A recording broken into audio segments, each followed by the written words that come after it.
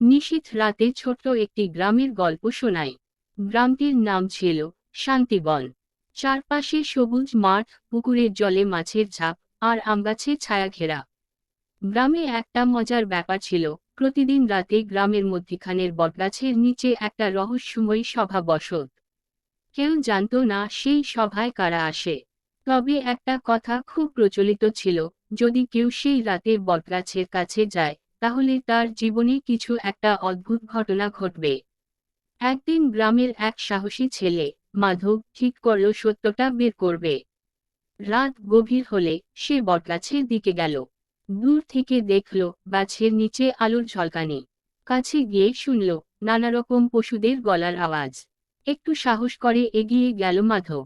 হঠাৎ দেখল গাছের নিচে গ্রামের সব পশু একত্রিত হয়ে গল্প করছে। বিড়াল বলছে, মানুষ শুধু আমাদের ভয় দেখায়, অথচ আমরা তো গ্রামের যত কাজ করি। কুকুর বলল, ঠিক বলেছ, আর আমরাই গ্রামের সবার পাহারা দেই। মাধব অবাক হয়ে শুনছে। তখন এক বুড়ো প্যাঁচা মাধবকে দেখতে পেয়ে বলল, তুমি মানুষ হয়েও এখানে কেন এসেছ? ভয় করো না, তোমাকে কিছু বলবো না। শুধু আমাদের কথাগুলো মানুষের মধ্যে ছড়িয়ে দিও। মাধব পরদিন সকালে গ্রামে সবকিছু বলল। সবাই শুনে হাসল, কিন্তু কেউ আর বটগাছের কাছে যেতে সাহস করল না। তবে সেই দিন থেকে গ্রামে পশুদের আরও যত্ন করা শুরু হলো। শান্তিবন আবার সত্যিকারের শান্তিতে ভরে উঠল।